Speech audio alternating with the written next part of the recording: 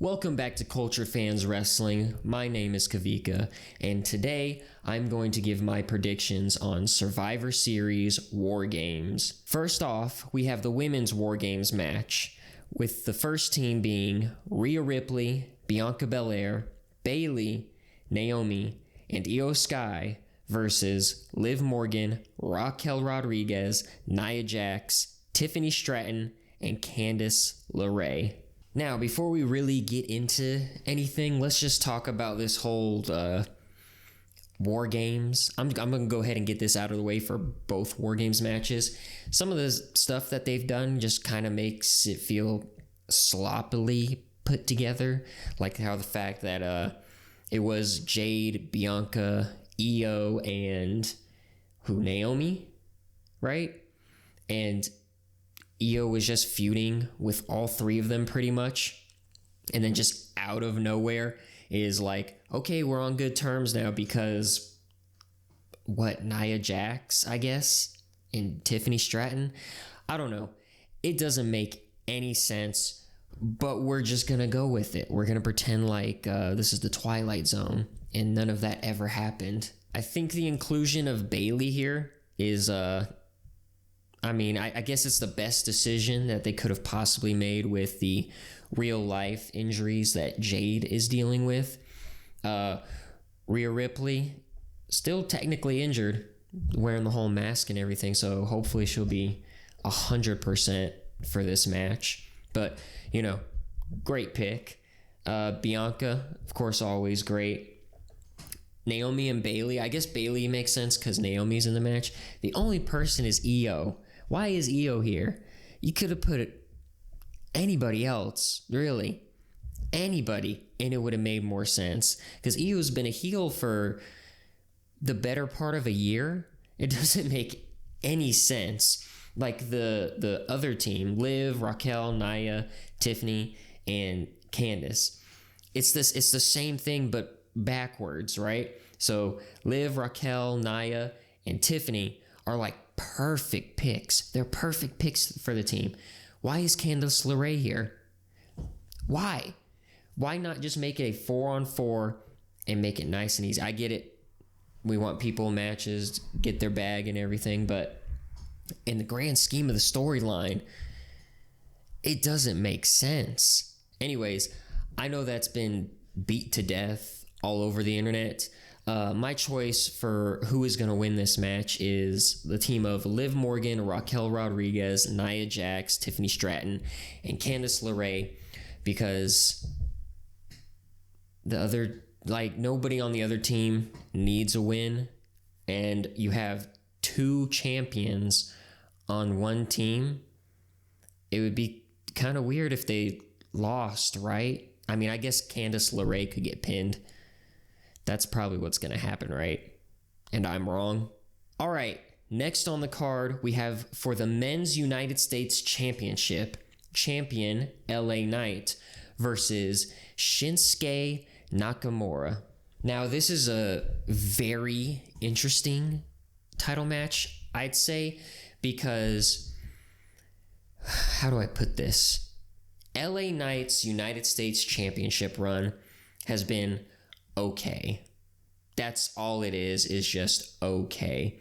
It kind of got overshadowed by the rivalry between Andrade and Carmelo Hayes. So, and he kind of won in what was it? They had that triple threat match for the title and he retained, but he really didn't do anything in the match. It was kind of still just between Andrade and Hayes.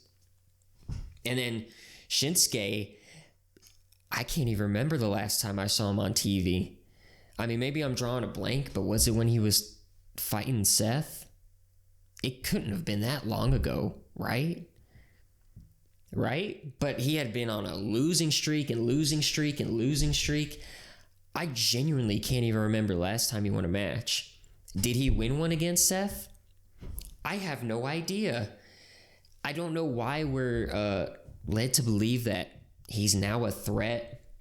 I mean, maybe because they gave him these awesome promos where they have the whole animation styles and everything. And then it just turned out to be nothing. they just turned into nothing. They became nothing.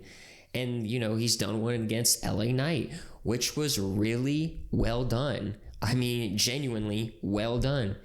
And it's gonna be kind of for nothing if Shinsuke doesn't win. Right? I mean, right? So, for that reason, I'm picking Shinsuke Nakamura. I like LA Knight and everything, but unless something is going to happen here to bolster up this United States run for him, I think it's time for Shinsuke to get his third United States championship. He's somewhere around there. But Shinsuke Nakamura is my pick. And next on the card, for the men's Intercontinental Championship, we have champion Bron Breakker versus Sheamus versus Ludwig Kaiser. Now, this is a match that I think is going to be fantastic. You have Bron is kind of like a tweener. You know, he's not a heel, he's not a face, because the fans still cheer for him, and they still boom a lot as well. Where Kaiser is our, you know, dastardly foreign heel that nobody likes. And then we have Sheamus, what do they say? The vet that is trying to finally get the Intercontinental Championship so he can finally be a Grand Slam champion. I think the way this storyline has been written out and acted out by these three has been absolutely amazing. Honestly, I don't think right now there is a better championship storyline that I can think of off the top of my head. I think this is the best one as of right now. And I'm kind of, you know, it's all over the place in my brain. Bron hasn't held the title for very long. So is he going to drop it again real quick like he did with Jay? Is Kaiser going to get his first taste of singles gold? Is Sheamus going to become a Grand Slam champion? It's really hard for me to pick. And like, I want to pick Bron because, you know, I feel like he needs a little bit longer of a reign. But then I want to pick Kaiser because, you know, he's doing so well as a heel and everything. And I want to pick Sheamus because, you know, it'd be nice to have another Grand Slam champion. But oh, it's so hard. I don't know who to pick. Who do I pick? So after doing a little bit of deliberation in my head, off camera, I don't think Sheamus is going to win. I don't think so. Because he doesn't need it. I think he's here to help the two younger guys. I could be wrong, but I think that's what he's here for. So now I'm stuck between a Bron and a Kaiser. And I'm gonna go with Bron Breakker. I think he's gonna retain here. Give him a little bit longer of a run. Sheamus can maybe go do something else after this. Him and Kaiser can maybe have a rubber match. I don't know. It's a tough one, but I'm gonna stick with my choice of Bron Breakker. Next on the card, we have the World Heavyweight Championship. Champion Gunther versus Damian Priest. Speaking of rubber matches, here we go. This is another thing that's been talked about on the internet a lot recently. Gunther being kind of like, I don't know, scared of Damian. I don't know why he would be scared. It doesn't make a whole lot of sense because Gunther has been so dominating from his, you know, since he came to the main roster till now. He's lost how many matches? 1, 2, maybe 3, something like that. It truly doesn't make sense why he's scared of Damian unless Damian wins. If Damian wins, I feel like something will happen that'll start making sense. You know, if Gunther wins here, it's kind of like, well, why were you scared the whole time? You know? But if Damian wins, it'll be like maybe he goes through this, what am I trying to say? Where he doesn't believe in himself. Or maybe they'll do something interesting, and I was wrong on the last pick, where Kaiser will win here, but Gunther loses here. And so Kaiser's like, oh, I'm the best one now, and you're nothing, or whatever. But this is why I'm picking Damian Priest to win. I think Damian's going to get a second run with the title, and I don't know what they would have in store for Gunther. And that's the other thing. I don't know who would be next in line for Gunther after Damian. Like, is it Bronson Reed? Is it CM Punk? Is it Seth Rollins? All three of those would be great choices. But I don't know how you get that story woven in there. Whereas Damian, I feel like there's a lot more that you could do. You know, Bronson would probably be easier to intertwine there. Seth would be easier to intertwine there. You could have a Finn. That'd be interesting. But definitively, I am going with Damian Priest beating Gunther. I really didn't think I'd be saying that. And finally, we have the men's War Games match. The first team of the OG Bloodline, Roman Reigns, the Usos, Jimmy and Jay, Sami Zayn, and CM Punk versus the new Bloodline, Solo Sikoa, Jacob Fatu, Tama Tonga, Tonga Loa, and Bronson Reed. I think Bronson Reed here is a great pick for the heel side of the team. It kind of pulled our strings along thinking that, oh, they're just going to go get Seth, you know? And I really don't want to say this, but it's so nice not seeing Cody here because it never made sense. It never made sense. I'm so glad he's not here.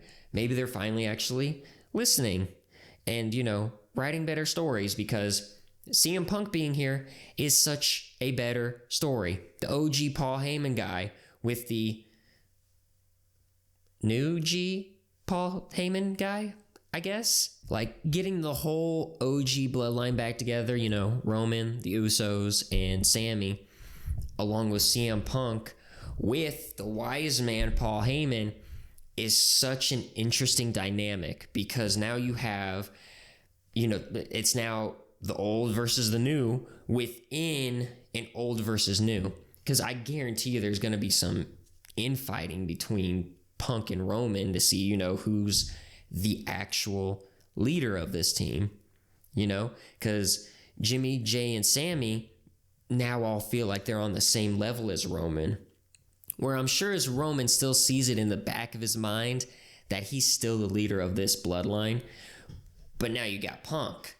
And Punk really doesn't listen to anybody. And Bronson Reed on the other side is a guy that listens to no one and does whatever he wants, whenever he wants, which he might butt heads with Solo as well because, you know, Solo is now the new tribal chief. He's got Jacob Fatu right by his side. And I don't see Solo and Bronson butting heads, but I see Bronson and Jacob butting heads. And that's a match we need to see. You know, I know we're getting, Jay and Bronson, right? No. Jay and Jacob Fatu to see who gets the advantage for this match. And I think it's, oh man, I just can't wait for this match. I think it's going to be fantastic. I really hope there is the butting of heads on both sides because that's going to make for some sweet drama. Now, this is one I had to go back and forth in my head a lot because I didn't look it up beforehand, but if I remember right, the Bloodline won the last War Games match when Punk came back, right? And if that's true, then WWE wouldn't have the Bloodline win again, like the OG Bloodline, Roman Reigns' Bloodline. But then it would kind of make sense because it's the year anniversary of CM Punk's return. But then you also have the new Bloodline along with Bronson and like just Jacob Fatu and Bronson Reed alone. Like, come on, man. That's a scary duo. Like, if you put Roman Reigns and CM Punk versus Bronson Reed and Jacob Fatu, chances are Bronson Reed and Jacob Fatu are going to win. Let's just be real here. And it's for that reason, like, once I start knocking down the list and everything, like, the OG Bloodline wins here. That's my official pick. Because Roman, you got Jimmy and Jay, you got Sammy, and you got Punk with the Wise Man. That might as well be a 6-on-5 match. It's not 5-on-5. It's now unfair, leaning towards the OG Bloodline. It's just the truth. And those are my picks for Survivor Series War Games. Let me know down in those comments below. Do you think I'm right? Do you think I'm wrong? Who do you think's going to win each individual match? Make sure to hit the like button, the subscribe button, ring the notification bell, and I will see you next time. Looks like Roddy's talking in a mic.